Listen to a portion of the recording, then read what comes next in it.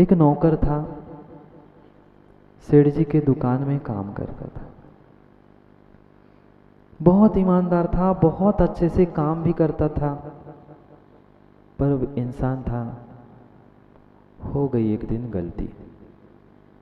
एक दिन गलती हो गई, सफाई करते करते, झाड़ू करते करते, दीवारों की सफाई करते करते दीवार पर एक बहुत पुरानी घड़ी टंगी थी। जल्दी में था या जो भी समझ लेना, धीरे से साफ करते हुए घड़ी नीचे गिर गई। अब उसके आंखों से पानी झलकने लगा। बेचारे को टेंशन आ गया, पता नहीं सेठ जी क्या करेंगे, क्या कहेंगे। इतनी पुरानी घड़ी टूट गई। अब उसके पास कोई बोलने के लिए शब्द नहीं थे। आवाज जैसे ही सुनी, सेठ जी दौड़ के आ गए। क्या हुआ? आप होते तो क्या करते? आप होते तो अनिल भाई क्या करते? उसको ही कह देते, फोड़ दी ना। ऐसी सामान्य घड़ी नहीं थी अनिल भैया, शादी में ससुराल पक्ष से मिली थी। अब क्या होता? बेचारे के नौकर की तो आफत आ गई। अब सोच लिया उसने कि अब तो नौकरी से मुझे हाथ धोना ही पड़ेगा, मेरी तो नौकरी गई। पर अनिल भैया थोड़े ज्यादा समझदार थे। उन्होंने सोचा घड़ी तो फूट गई, नौकरी से निकाल दूंगा तो ऐसा ईमानदार व्यक्ति मिलेगा नहीं, पर अब उसको सबक कैसे सिखाया जाए, उसको मैं सबक कैसे सिखाऊं? फूट गई तो फूट गई। उसने सोचा, एक बार घड़ी को देखा, उसे कहता है, कैसा है तू? ये मुझे ससुराल से मिली थी, इतनी पुरानी और इतनी सुंदर घड़ी तूने फोड़ दी। रो रहा था, क्षमा मांग रहा था, सेठ जी क्षमा करो, गलती से हो गया, मैं जानबूझ के कुछ नहीं कर रहा था, पर क्षमा कर दो। क्या करे बेटा, अब मैं भी क्या करूं, तेरा पुण्य ही ऐसा है। कहते मतलब कुछ नहीं, अभी पर्यूषण होने वाला था, पूर्ण होने पर इसलिए तुझे कहा था सफाई कर। पर्यूषण के बाद मैंने सोचा था अभी एक घड़ी पुरानी हो गई है, मैं तुम्हें देने वाला था, तूने फोड़ दी। कैसा ममत्व था! अभी तक उसे घड़ी फूटने का दुख नहीं था, अभी तक उसे मात्र अपनी नौकरी का डर था, नौकरी छूट ना जाए, नौकरी छूट ना जाए। पर अनिल भैया ने दिमाग में परिग्रह का कीड़ा घुसा दिया। जब तक फूटी नहीं थी तब तक उसे ना उसमें राग था, ना द्वेष था, ना ममत्व था, कुछ भी नहीं था। पर अब सेठ जी ने कह दी, मैं 10 दिन बाद तुम्हें देने वाला था। अब क्या हुआ? आप उस नौकर के स्थान पर जाकर एक क्षण के लिए निहार लो, आपको ऐसा कोई कहता, अरे तूने काम बिगाड़ दिया, तो तुम्हें ही तो करना था। अब वसत आएगा भीतर ममत्व परिग्रह। किसके पीछे?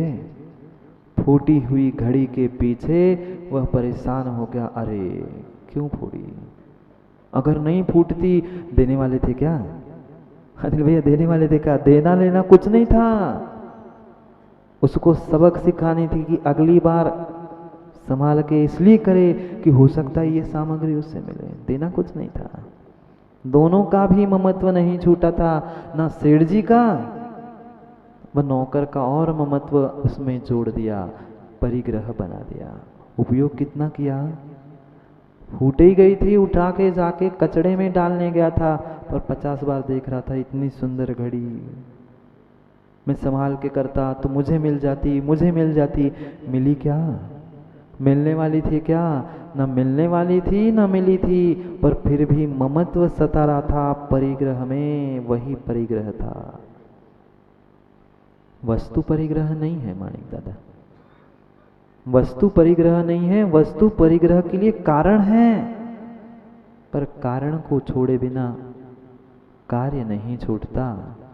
कारण को प्राप्त किए बिना कार्य प्राप्त नहीं होता। पहले कारण को तो छोड़ो, फिर भीतर के ममत्व को छोड़ देना। कहते हैं संतोष पंडित जी, प्रसन्नताओं, ये पंडित जी कहते हैं कपड़े तो महाराज जी वो तो ऊपर पड़े हैं, मैं तो हमेशा ही शुद्ध हूँ, ये तो मेरा भाव ही नहीं है, अब संसार में जी रहे हैं इसलिए कपड़े पहने हैं। पीछे से जाके राजू एक बार दुपट्टा ही खींच लेना, पता चलेगा कि ममत्व कितना है कितना नहीं है। ये झूठी वैराग्य की बातें छोड़ दो पंडित जी। तुम दूसरों को नहीं ठग रहे हो, अपने आप को ठग रहे हो। कपड़े पड़े हैं, बिना ममत्व के माणिक दादा वस्तु होती ही नहीं है। परिग्रह दिख रहा है, वस्तु दिख रही है, मतलब भीतर कुछ ना कुछ गांठ ममत्व बैठा है। अगर ममत्व नहीं था तो पंडित जी वहां क्यों बैठे, यहाँ के बगल में बैठते ना।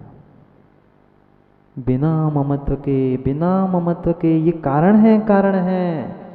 पहले कारण को तो छोड़ो शिविरार्थियों, फिर कार्य तक पहुंचने का प्रयास करते हैं। वही नहीं छूट रहा है, बहिरंग परिग्रह ही नहीं छूट रहे हैं, अंतरंग परिग्रह की कब बात करेंगे। ना लेना ना देना था उस घड़ी से, पर भोजन करते समय भी बेचारे नौकर को 10-15 दिन वो घड़ी परेशान करती रही। कहाँ थी घड़ी? कचड़े में थी, पर अब 15-20 दिन महीने भर वो घड़ी परेशान। अरे घड़ी गई, इतनी अच्छी घड़ी मुझे मिलने वाली थी, चली गई। ये साधन था। ममत्व ही वास्तविकता में मूर्छा ही परिग्रह था, पर मात्र मूर्छा परिग्रह के साधन छोड़े बिना छूटने वाली नहीं है। भ्रम उत्पन्न मत करो संतोष पंडित जी, ना भ्रमित करो किसी को, मत करो किसी को भ्रमित। वस्तु छूटे बिना ममत्व नहीं छूट सकता, इसलिए पहले कारण वस्तु को छोड़ो और फिर ममत्व रूप परिग्रह को छोड़ दो, तभी काम हो पाएगा। नहीं छूट सकता, भगवान नहीं बन सकते। क्यों शिविरार्थियों, कभी पानी में डुबकी लगाई आप लोगों ने? स्विमिंग की आप लोगों ने? कुएं में, नदी में, जहां भी जाकर डुबकी लगाई कभी? ऐसी धोती दुपट्टा पहन के, फिर अच्छी जीन्स टी शर्ट पहन के, फिर कैसे कूदे? जितने कम कर सकते हैं, शर्ट भी बनियान भी, और जितना कम करके। क्यों? जितने ज्यादा कपड़े रहेंगे तैरने बनेगा। अब कपड़े संभाले कि पानी को संभाले, अपने आप को संभाले कि किसको संभाले? जब संतोष पंडित जी पानी में डुबकी लगाने के लिए, वहां पानी में डुबकी लगाने में, पानी में तैरने के लिए तुम्हें कपड़े उतार कर डुबकी लगाना पड़ा, फिर भगवान बनने के लिए कपड़े पहने भगवान कैसे बन सकते हो? क्या मात्र कपड़े ही उतारे थे? घड़ी, चेन, अंगूठी सब पहन के गए थे? नहीं, सब कुछ उतारा था। जितना हल्का होने का प्रयास किया उतने हल्के। क्यों? उतना गहरा आनंद पानी में डुबकी लेने का आएगा। आज उस योगी की ही बात करनी है जो उस शून्य स्वभाव का वेदन कर रहा है। उस योगी के रहस्य को ही समझना है। क्यों उतार दिए कपड़े? क्यों परिग्रह को छोड़ दिया? क्यों पापों को छोड़कर ऐसी कौन सी वस्तु मिल रही है? पानी में डुबकी लगाने के लिए कितनी तैयारी की, सब कुछ परिग्रह छोड़ दिया।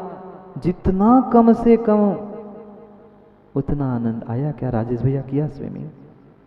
जितना कम परिग्रह उतने नीचे और ऊपर।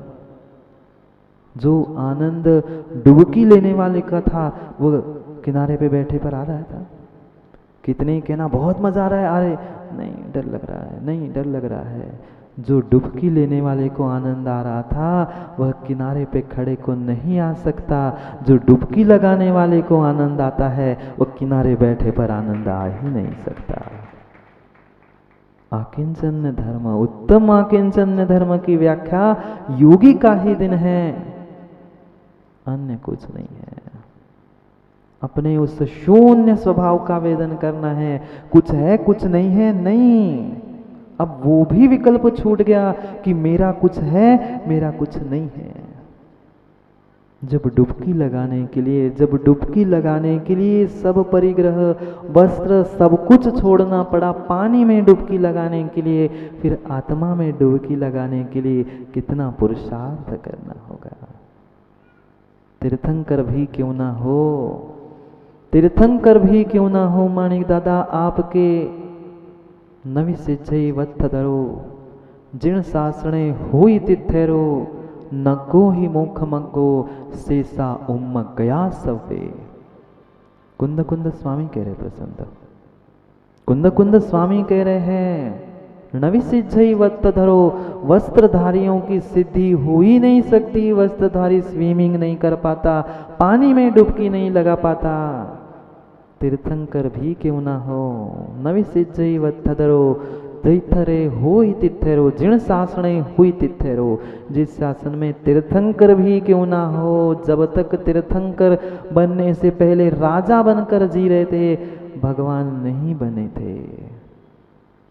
नगो ही मुख मग्गो शेषा उम्म गया सवे। ये दिगंबरत्व, ये नग्नता ही मोक्ष मार्ग है, अन्य मोक्ष मार्ग है ही नहीं है। कौन सी नग्नता?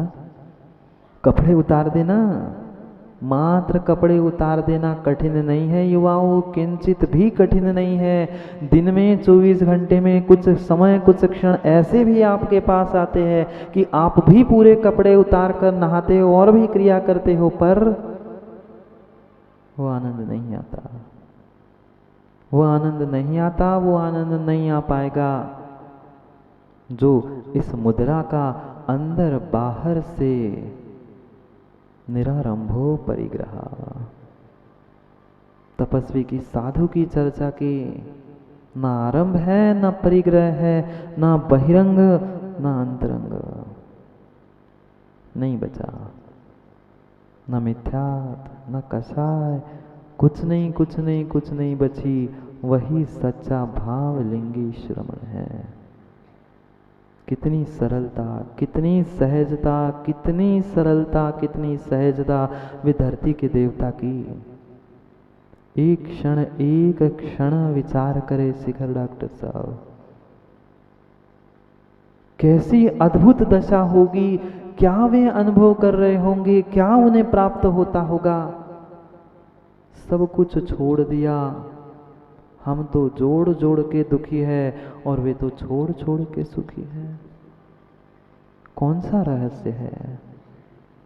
ऐसी कौन सी रहस्य की बात उनके पास है जिससे कितनी ही प्रतिकूल स्थितियां आ जाए, कुछ भी हो जाए, वे मुस्कुराते मिलते हैं, यथाजात रूप में रहते हैं। एक छोटे से 2 साल के बालक की भी पीछे से थोड़ी सी, पंडित जी धीरे से उसकी भी पीछे से चड्डी पकड़ लो, हाथ पकड़ के भाग जाता है, रोने लगता है।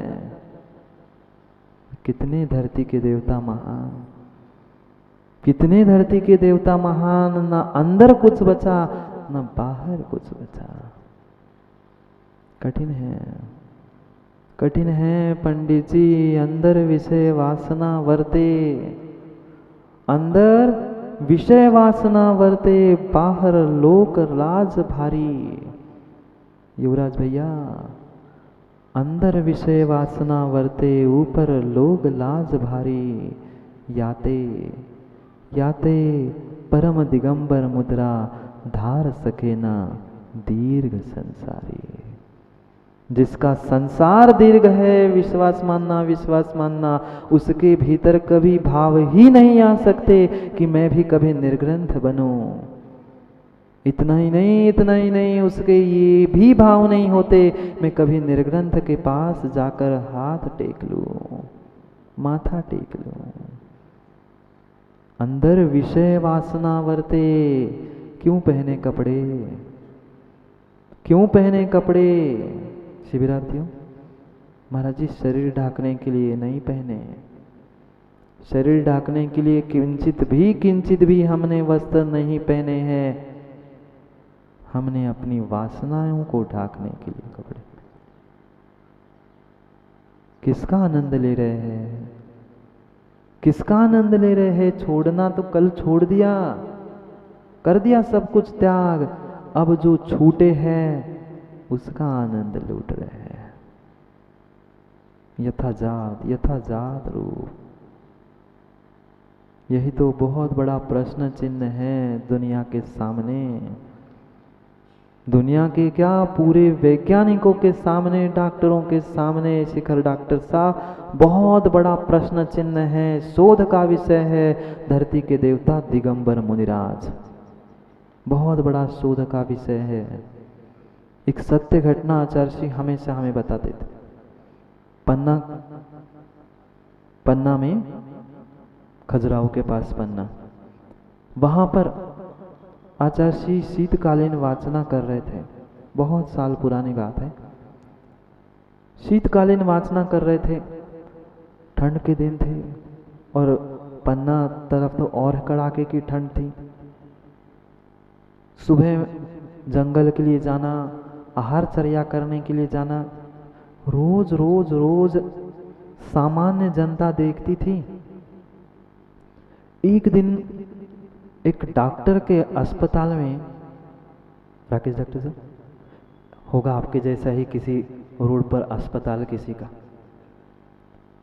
उस डॉक्टर के क्लिनिक पर, दवाखाने पर एक वृद्ध महिला बैठी थी। महिला को पता था ये डॉक्टर भी जैन है।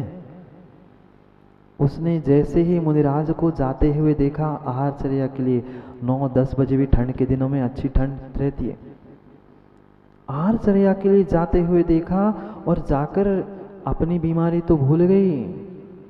डॉक्टर साहब के पास पहुंची और पूछती है, डॉक्टर साहब ये कैसे है आपके गुरु? क्या इनको ठंड नहीं लगती? क्या इनको शर्म नहीं लगती? हमें तो ऐसा लगा इनको देखकर कि हमारे घर में कोई लड़ेड़ घूम रही है, बाल बच्चे जैसे घूमते हैं ऐसे वे बिंदास्त घूम रहे हैं, ना उन्हें ठंड लग रही है, ना कभी कपड़े उतरने का डर है। क्या है ये? नहीं कर सकता वर्णन, नहीं कर सकता वर्णन।